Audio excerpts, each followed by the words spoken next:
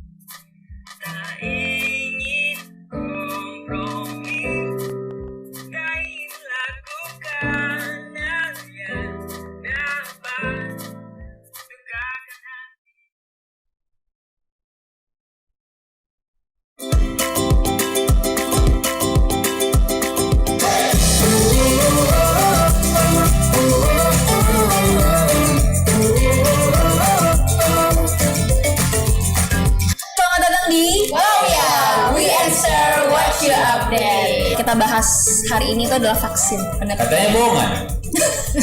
Ya, apa ya? Bayarkah atau menurut logika gue ya, Nggak usah ribet. Kita lalu dengan kami dari kampus.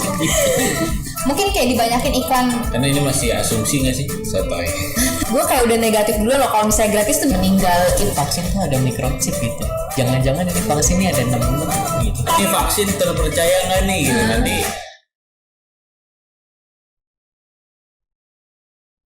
Agar roh, jiwa dan tubuhku terpelihara sempurna. Hidup kudus dan tak bercacat di hadapanmu. Mulia suci pada kedatanganmu. Hosana, Hosana, datanglah Tuhan Yesus. Hosana, Hosana, ku merindukan. Hosana, Hosana, datanglah Tuhan Yesus. Hosana, Hosana, ku merindukan. Ku merindukan. Ku merindukanmu.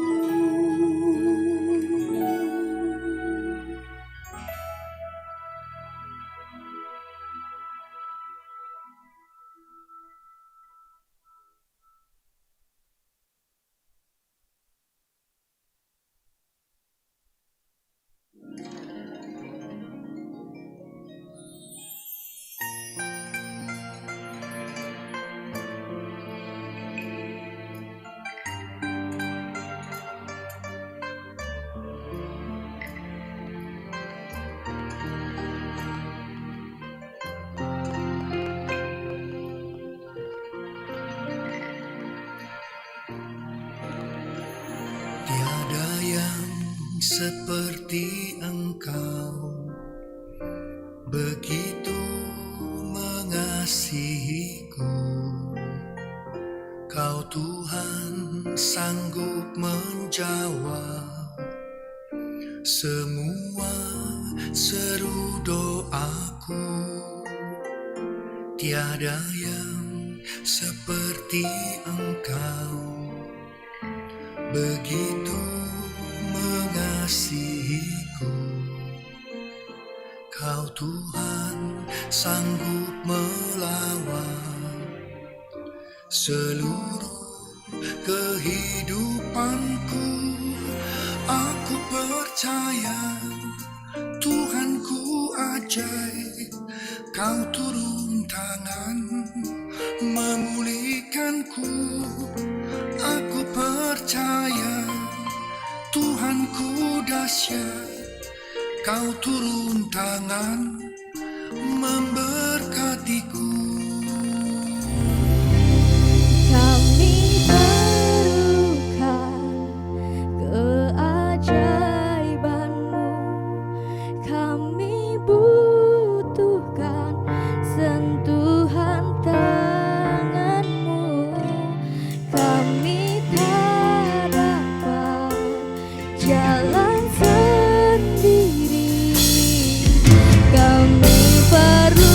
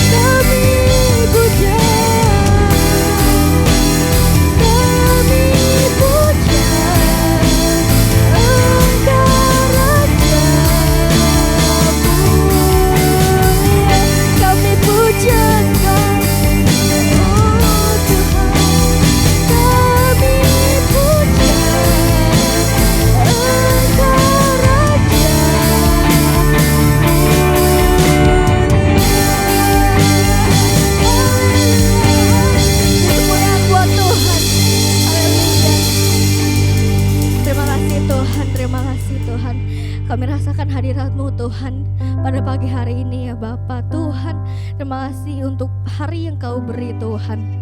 Tuhan, sebentar kami ingin mendengar firman-Mu. Biarlah Tuhan Kau urapi setiap kami Tuhan. Biar apapun yang kami dengar Tuhan, itu dapat kami aplikasikan di kehidupan sehari-hari ya Bapa. Terima kasih Tuhan, terima kasih kami sudah siap mendengarkan firman-Mu. Dalam nama Tuhan Yesus Kristus, haleluya, amin. Sebelum kita mendengar firman Tuhan, kita akan mendengarkan pengumuman terlebih dahulu. Shalom saudara bersama dengan keluarga. Salam integritas, sehat, berjaga dan berdoa.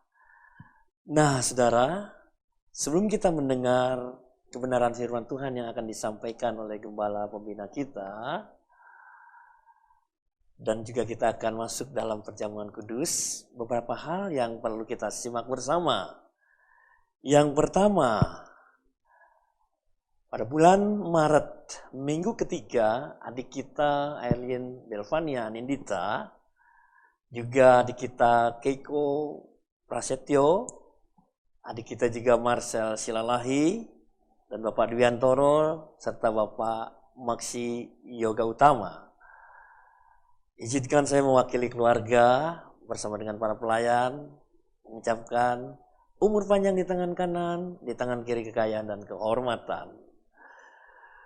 Nah, hal yang kedua, saudara, kita juga mendukung adaptasi kebiasaan baru, pasti bisa. Bersama dengan keluarga, protokol kesehatan tentunya, 5M. Ya. Kemudian setelah selesai ibadah ini, dilanjutkan dengan ibadah sekolah minggu, tunas, dan juga God's DNA.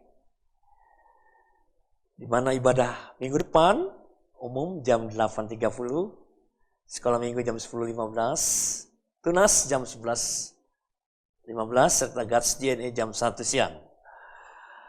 Nah terakhir, bagi opa, oma, bersama dengan keluarga tentunya, yang menjadi kerinduan kita menjelang kedatangan Tuhan, tetap antusias, beribadah, salam, sehat, berjaga dan berdoa. Baik, kita satukan iman kita akan berdoa, agar firman Tuhan yang disampaikan hari ini terus menuntun kita di dalam tahun integritas. Bapa yang kami hampiri saat ini di dalam satu nama, Tuhan Yesus, Engkaulah yang menuntun gerejamu. Secara online kami akan tetap setia beribadah. Kalau hari ini perkenananmu hadir di tengah-tengah keluarga lepas keluarga, dimanapun mereka berada, melalui kebenaran daripada firman-Mu Tuhan, Engkau yang akan terus mengubah hati setiap kami. Bahkan firman-Mu yang akan terus menuntun kami di dalam tahun integritas ini. Kami boleh melihat satu terobosan. Ada jiwa-jiwa yang bertobat datang kepadamu. Terlebih kami boleh diperkenankan masuk dalam perjamuan kudus bersama dengan gembala pembina kami. Hari ini kami bersyafaat bagi lingkungan kami, bagi kota kami, bagi setiap kota, provinsi yang ada di Indonesia. Tuhan lawat, kami tahu Engkau mengasihi bangsa ini. Dan kami akan lepaskan, damai sejahteralah bangsaku.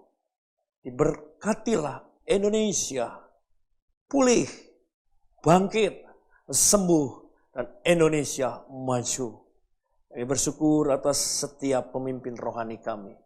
Mengurapi gembala pembina kami yang saat ini akan menyampaikan kebenaran firman-Mu. Masuk dalam perjamuan kudus, kami boleh bersekutu dengan tubuh dan darah-Mu. Terima kasih Abah, berfirmanlah kepada setiap kami. Pengurapan Tuhan yang baru turun bersama dengan keluarga saat ini. Betapa kami mengucap syukur di dalam nama Tuhan Yesus Kristus. Kita katakan amin.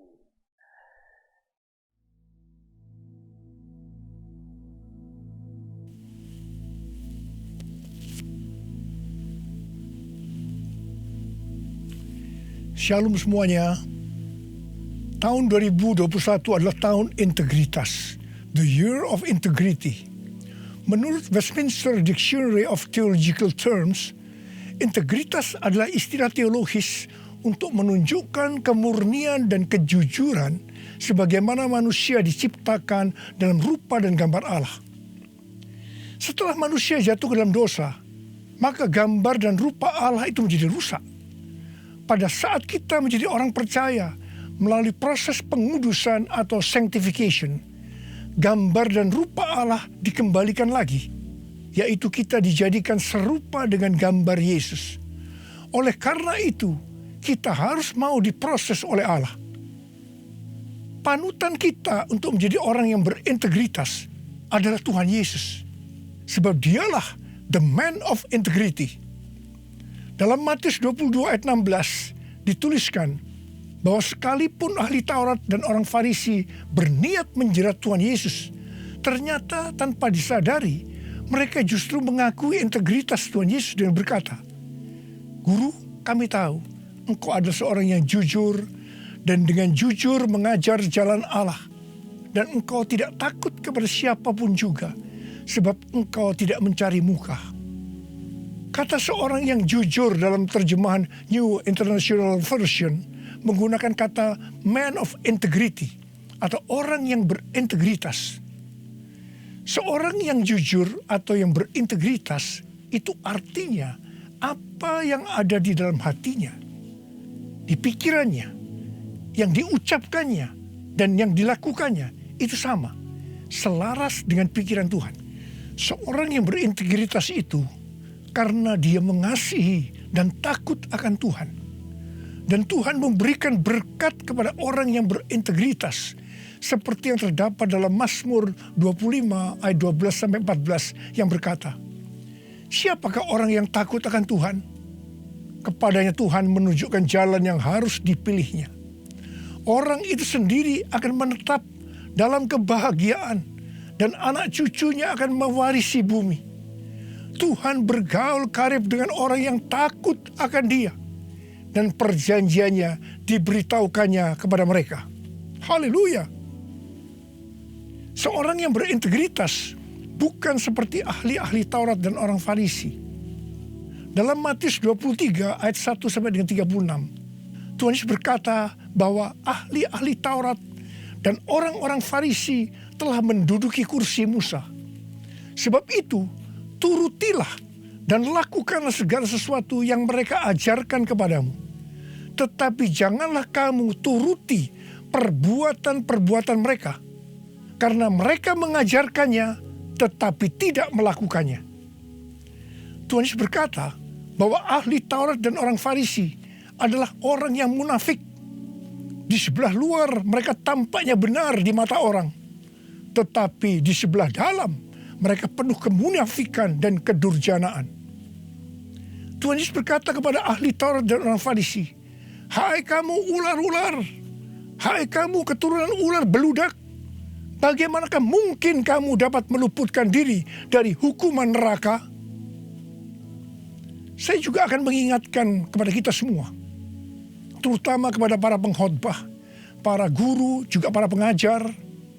Kalau saudara mengajarkan kebenaran firman Tuhan dan itu belum saudara lakukan, lebih baik dengan jujur diakui. Tahun 2021 menurut kalender Ibrani adalah tahun 5781 yang disebut juga sebagai tahun P Aleph yang artinya 81. P atau angka 80 menggambarkan sebuah mulut. Tuhan Yesus mengingatkan kita dalam Matius 12 ayat 36 dan 37. "Tetapi aku berkata kepadamu, setiap kata sia-sia yang diucapkan orang harus dipertanggungjawabkannya pada hari penghakiman. Karena menurut ucapanmu engkau akan dibenarkan, dan menurut ucapanmu pula engkau akan dihukum." Salah satu arti dari kata sia-sia adalah berdusta. Kalau kita mengajarkan kebenaran tetapi tidak dilakukan, itu sama saja dengan berdusta. Amsal 6 ayat 16 dan 17 berkata bahwa dusta itu perkara yang dibenci Allah. Amsal 11 ayat 1 berkata, "Neraca serong adalah kekejian bagi Tuhan, tetapi Ia berkenan akan batu timbangan yang tepat." Neraca serong bisa diartikan sebagai berdusta. Dan itu merupakan kekejian bagi Tuhan. Dalam Yakobus 2 ayat 17 dikatakan bahwa iman tanpa perbuatan pada hakikatnya adalah mati. Jadi kalau kita percaya kebenaran firman Tuhan, kita perkatakan tetapi tidak dilakukan, pada hakikatnya mati. Dan itu dilakukan oleh orang yang tidak berintegritas. Karena itu, saya mengajak saudara agar kita semua menjadi orang yang berintegritas. Mazmur 15 ayat 1 berkata, Tuhan, siapakah yang boleh menumpang dalam kemah-Mu? Siapa yang boleh diam di gunung-Mu yang kudus? Salah satu syaratnya adalah seperti yang terdapat dalam Mazmur 15 ayat 4 bagian B, yang diperuntukkan bagi orang yang berpegang pada sumpah meskipun rugi. Seorang yang berintegritas akan tetap berpegang pada sumpah meskipun rugi. Seorang yang berintegritas biasanya oleh kebanyakan orang dunia dianggap sebagai orang yang bodoh, sok suci, sok jujur, sehingga mengalami banyak kerugian dalam tanda petik. Kebanyakan orang dunia meskipun sudah berjanji atau bersumpah, tetapi kalau mereka menderita kerugian, mereka akan berbalik dan dengan segala macam cara akan mencari jalan supaya tidak merugi. Jadi hati-hati.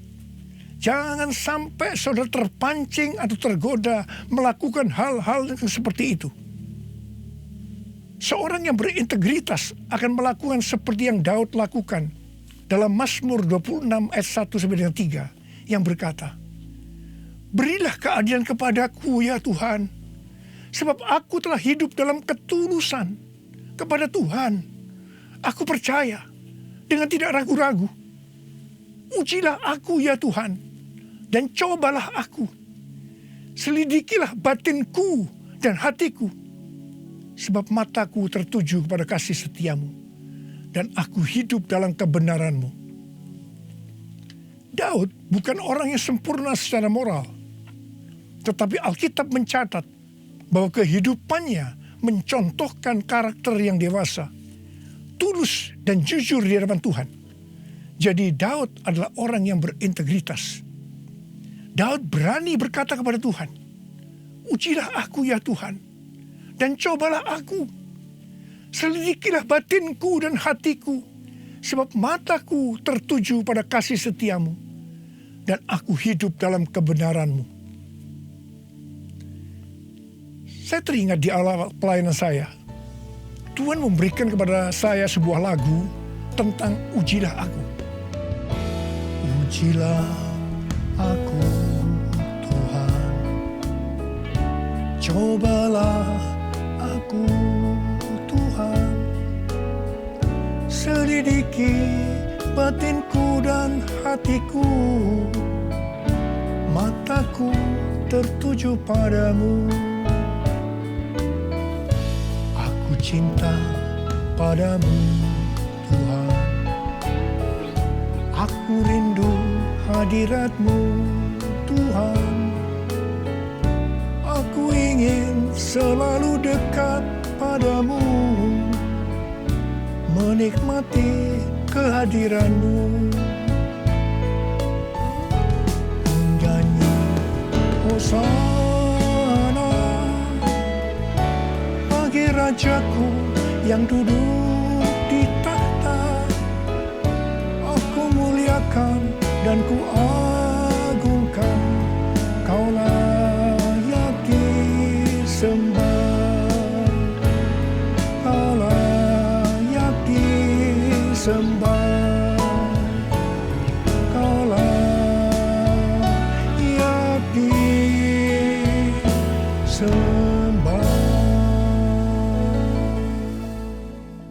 Waktu saya mulai menyanyikan lagu ini dan CD-nya mulai beredar, saya menuai banyak kritik dari hamba-hamba Tuhan yang menjadi senior saya. Mereka berkata, kok berani-beraninya Niko menyanyi lagu seperti ini? Saya berkata, bukankah ini ada di Alkitab yang dinyanyikan oleh Daud? Tetapi mereka tetap tidak bisa menerimanya. Terus terang saya kaget. Saya tidak pernah berpikir bahwa beliau-beliau itu mempunyai pikiran yang seperti itu. Saya menyanyikan lagu ini dengan satu pengertian, bahwa saya siap diuji oleh Tuhan. Dan itu saya lakukan sejak awal pelayanan saya. Mungkin ada di antara saudara yang tidak berani menyanyikan lagu ini. Saya pernah mendengar orang yang berkata, itu kan Pak Niko yang berani. Kalau saya sih belum berani.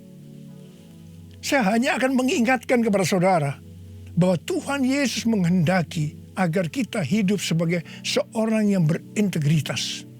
Seorang yang hidupnya jujur dan tulus di hadapan Tuhan. Mari, saya mau ajak saudara untuk menyanyikan lagu ini bersama saya.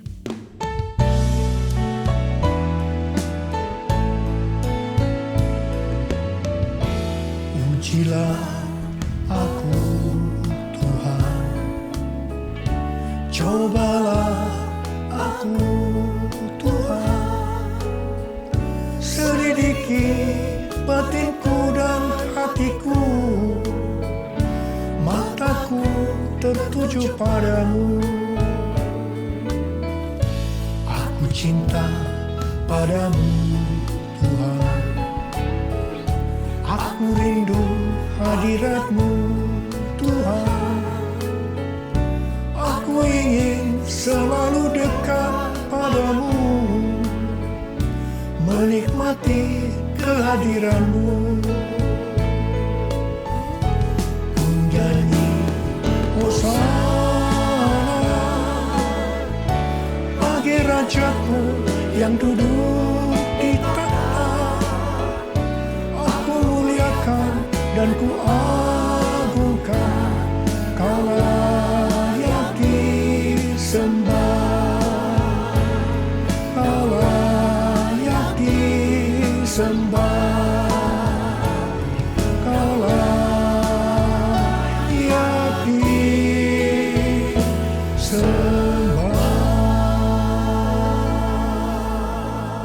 Seorang yang berintegritas adalah orang yang meyakini, memperkatakan dan melakukan iman Kristiani yang dia percayai. Sejak tahun 2018, melalui nubuatan Cindy Jacob, Tuhan menunjuk gereja kita sebagai messenger dari Pentakosta ketiga. Saya percaya kita ditunjuk oleh Tuhan menjadi messenger atau utusan Tuhan untuk Pentakosta ketiga karena kita adalah insan Pentakosta. Sebagai orang yang berintegritas, maka kita akan memperkatakan dan melakukan apa yang kita percayai, yaitu apa yang ada di dalam hati dan pikiran kita. Jadi kita akan berkata-kata dan melakukan sesuatu sebagai insan Pentakosta. Karena itu kita harus mengenal identitas sebagai insan Pentakosta. Dari zaman Azusa Street yang disebutkan sebagai Pentakosta kedua sampai dengan saat ini, bahwa kegerakan Pentakosta secara garis besarnya terdiri dari 3 grup besar. Yang pertama Pentakosta klasik, yang kedua harismatik, dan yang ketiga neo-harismatik. Jumlah total dari 3 grup ini menurut survei di tahun 2019 ada 698 juta orang, yang berarti sekitar 27% dari total kekristenan. Sinode Gereja Bethel Indonesia atau GBI, di mana gereja kita termasuk di dalamnya, adalah grup Pentakosta klasik, seperti yang terlihat dalam pengakuan iman GBI.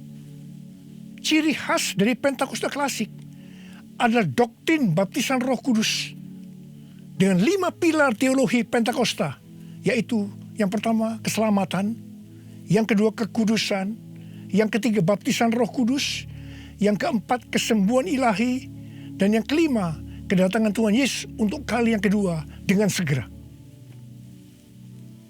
Sejak sebelum dunia ini dijadikan, Allah berinisiatif menyediakan keselamatan bagi semua orang. Allah memanggil kita kepada keselamatan melalui Injil Dan kita menerima kasih karunia-Nya secara gratis melalui respon iman kita. Keselamatan yang diberikan kepada kita bukan karena usaha kita, tetapi karena pemberian Allah. Karena itu jangan ada yang memegahkan diri. Pada waktu kita percaya kepada Tuhan Yesus sebagai Tuhan dan Juru Selamat kita bertobat dan kita mengalami kelahiran baru. Kelahiran baru adalah awal perjalanan rohani kita di dalam Kristus. Ini yang disebutkan sebagai proses pembenaran atau justification. Selanjutnya kita masuk dalam proses kedua, yaitu pengudusan atau sanctification. Dalam proses ini kita dikuduskan terus-menerus oleh Roh Kudus dan firman Allah, disertai proses-proses yang menyakitkan bagi kedagingan kita. Dan goal daripada proses pengudusan ini untuk menjadikan kita menjadi serupa dengan gambar Yesus. Tuhan Yesus begitu baik kepada kita sebagai anak-anak-Nya. Supaya kita lulus dalam proses pengudusan atau sanctification ini, maka Tuhan Yesus membaptis kita dengan Roh Kudus, dengan tanda awal berbahasa roh. Selain itu, sebagai penyembuh atau pembuat mujizat, Tuhan Yesus selalu siap untuk memberikan kesembuhan dan mujizat kepada kita yang membutuhkan, yang sedang berada dalam proses pengudusan atau sanctification.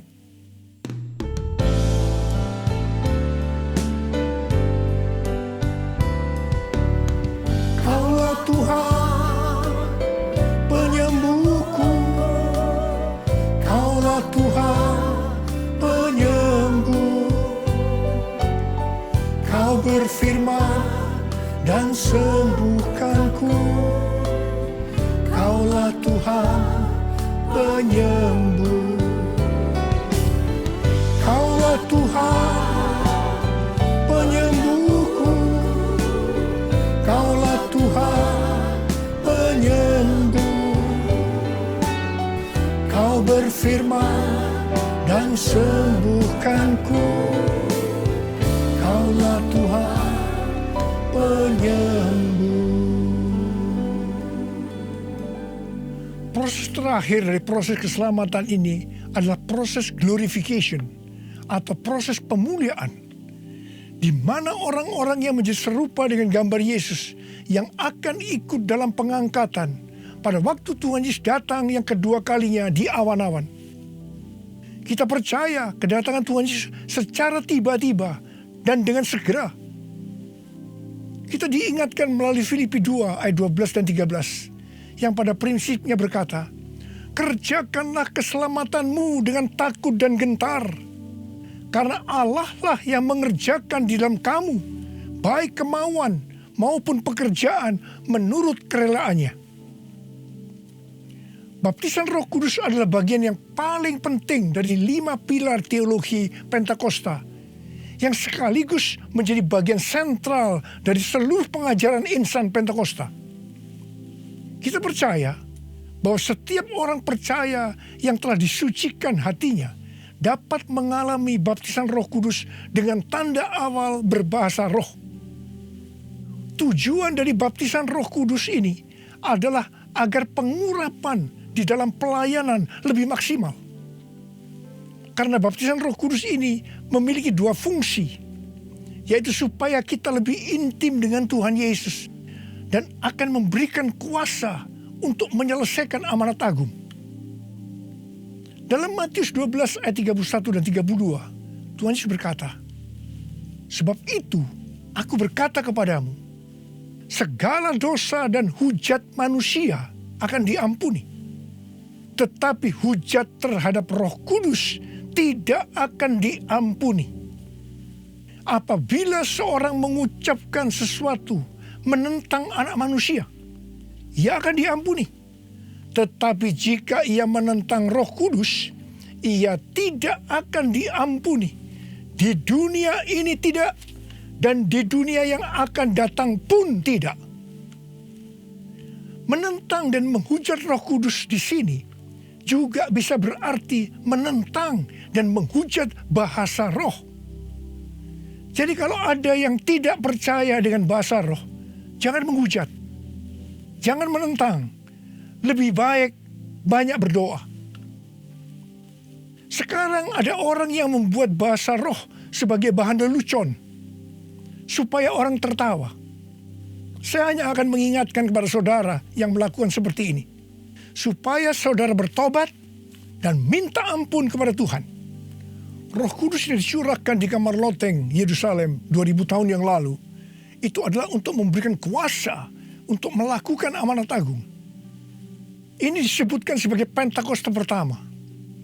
Pentakosta pertama ini dahsyat, sebab dalam kurun waktu 100 tahun, 70% dari dunia yang dikenal waktu itu, yaitu yang berada di bawah kekaisaran Romawi, menjadi Kristen. Pertanyaannya, apakah amanat agung sudah selesai? Jawabannya, belum. Karena itu pada tahun 1906, kembali Roh Kudus dicurahkan di Azusa Street, yang disebutkan sebagai Pentakosta kedua. Pentakosta kedua ini dahsyat, sebab menurut Gordon Conwell Theological Seminary, bahwa 77,9% dari kekristenan yang ada pada saat ini dimulai dari awal abad 20, yang berarti ini dimulai dari peristiwa pencurahan Roh Kudus di Azusa Street atau Pentakosta kedua. Pertanyaannya, apakah amanat agung sudah selesai? Jawabannya, belum. Karena itu, hari-hari ini, Roh Kudus yang jauh lebih dahsyat dibanding dengan Azusa Street sudah dicurahkan. Dan ini yang disebut dengan Pentakosta ketiga. Dan saya percaya dengan Pentakosta ketiga ini, amanat agung akan selesai. Dan Tuhan Yesus akan datang kembali. Mari, saudara yang rindu dipakai oleh Tuhan untuk menyelesaikan amanat agung, kita sama-sama berkata kepada Tuhan, curahkan Roh Kudus-Mu ya Tuhan, api Pentakosta ketiga, supaya kami menyelesaikan amanat agung Tuhan Yesus. Maranatha, datanglah segera ya Tuhan. Mari, saudara yang rindu dipakai oleh Tuhan untuk menyelesaikan amanat agung, kita sama-sama berkata kepada Tuhan, curahkan Roh Kudus-Mu ya Tuhan, api Pentakosta ketiga, supaya kami menyelesaikan amanat agung Tuhan Yesus. Maranatha, datanglah segera ya Tuhan Yesus. Curahkanlah kuasa-Mu Tuhan, mujizat terjadi di tempat ini. Curahkanlah kuasa-Mu Tuhan, mujizat terjadi sekarang ini. Biarlah ini menjadi doa kita, saudara. Kita nyanyikan sama-sama. Curahkanlah kuasa-Mu Tuhan, mujizat terjadi di tempat ini. Curahkanlah kuasa-Mu Tuhan, mujizat terjadi sekarang ini. Uriala makana mayara mayara bala bala bala bala bala bala bala bala bala. Urala makana mayara bala bala bala bala bala bala bala bala bala. Curahkan ya Tuhan, curahkan Roh-Mu ya Tuhan, penuhi anak-anak-Mu dengan Roh-Mu, penuhi mereka ya Tuhan, berikan kami kuasa untuk menyelesaikan amanat agung Tuhan Yesus. Terima, terima, terima, terima, terima, terima. Uriala bala bala bala bala bala bala. Uriala bala bala bala bala bala. Tuhan, Engkau lihat anak-anak-Mu yang sedang mengangkat tangan. Kamu percaya Engkau memelihara mereka, Engkau menjaga mereka dalam masa pandemi COVID-19 ini Tuhan. Bapa, hamba berdoa buat mereka, tidak ada seorang pun yang sakit. Hamba berdoa tidak ada yang berkekurangan, semua dicukupkan, malah berkelimpahan dalam hal yang baik. Oh Rama, terimalah berkat Tuhan, terimalah perlindungan Tuhan, terima perlindungan Tuhan, terima berkat Tuhan. Curahkanlah kuasa-Mu Tuhan, terjadi di tempat ini. Amin.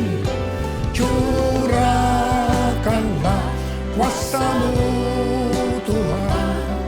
Mujizat terjadi sekarang ini. Mujizat terjadi sekarang ini. Mujizat terjadi sekarang ini. Mujizat terjadi sekarang ini.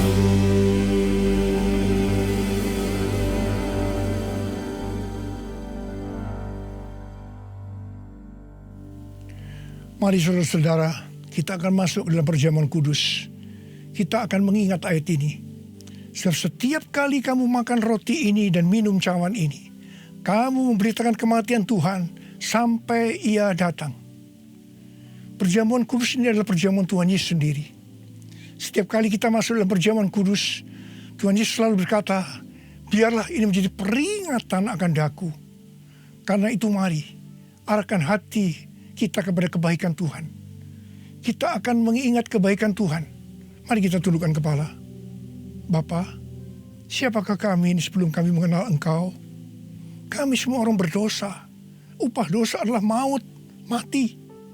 Tapi Engkau tidak berdosa, telah dijadikan dosa oleh karena kami. Engkau harus turun dari surga mulia, menjelma menjadi manusia, untuk mati menggantikan kita semua. Dengan penderitaan yang luar biasa. Betapa baiknya Engkau Tuhan, betapa baiknya Engkau Tuhan. Kau jadikan kami sebagai anak-anak-Mu. Kau tuntun, Kau berkati, Kau sembuhkan kami. Engkau tegur juga kalau kami salah. Itu Engkau ya Abah. Itu Engkau ya Abah. Saudara, Tuhan akan memberkati saudara melalui perjamuan kudus ini. Tapi Tuhan berkata kepada kita, agar kita makan dan minum dengan cara yang benar. Oleh karena itu masing-masing berdoa. Introspeksi, lihat keadaan diri masing-masing. Jangan menyimpan dosa. Kalau ada dosa yang Tuhan ingatkan saat ini, langsung minta ampun. Katakan, ampuni saya Tuhan, ampuni saya, akui di hadapan Tuhan. Jangan sembunyikan dosa itu, supaya Engkau diberkati Tuhan. Kau melihat anak-anak-Mu sedang berdoa minta ampun Tuhan. Ampuni anak-anak-Mu, ampuni kami semua ya Tuhan, ampuni. Sekarang ya Tuhan, kami akan masuk dalam perjamuan kudus ini dengan hati yang penuh ucapan syukur. Dalam nama Yesus kami berdoa. Amin. Sekarang saudara, mari kita angkat roti di tangan kanan saudara tinggi-tinggi. Sebab apa yang telah kuteruskan kepadamu telah aku terima dari Tuhan. Yaitu bahwa Tuhan Yesus pada malam waktu Ia diserahkan mengambil roti. Dan sesudah itu Ia mengucap syukur atasnya. Ia memecah-mecahkannya dan berkata, inilah tubuhku yang diserahkan bagi kamu. Perbuatlah ini menjadi peringatan akan aku. Sudah dikasih Tuhan, bukankah roti yang kita pecah-pecahkan ini adalah persekutuan kita dengan tubuh Kristus? Mari kita makan dalam nama Yesus.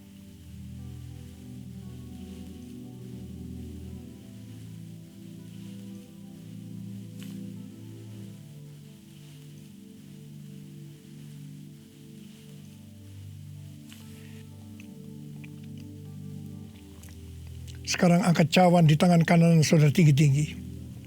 Demikian juga ia mengambil cawan sesudah makan lalu berkata, cawan ini adalah perjanjian baru yang dimeteraikan oleh darahku. Perbuatlah ini setiap kali kamu meminumnya menjadi peringatan akan aku. Sudah dikasih Tuhan, bukankah cawan pengucapan syukur yang atasnya kita ucapkan syukur adalah persekutuan kita dengan darah Yesus? Mari kita minum dalam nama Yesus.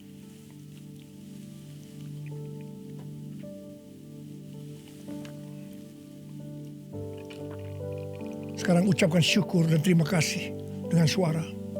Jangan diam. Oh ya Tuhan, terima kasih. Terima kasih ya Tuhan, terima kasih. Oh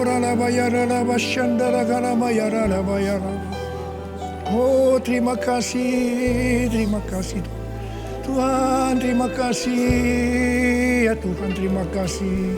Oh terima kasih ya Tuhan, terima kasih. kasih Yesusku, terima kasih Yesusku. Puji syukur hanya bagi Tuhanku.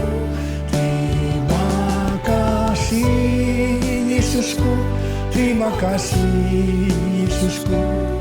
Puji syukur hanya bagi Tuhanku.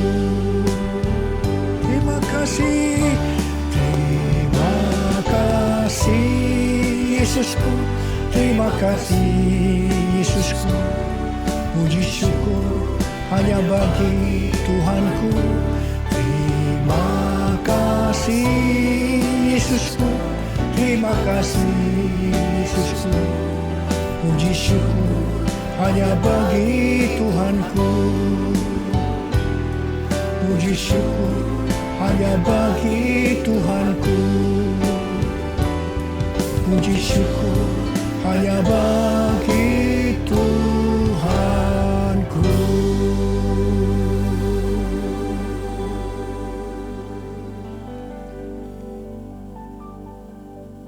Sekarang terimalah berkat Tuhan.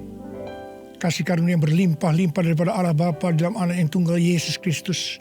Persekutuan yang manis dengan Roh Kudus menyertai saudara sekalian mulai hari ini sampai Tuhan Yesus datang menjemput kita di awan-awan dan bahkan sampai selama-lamanya.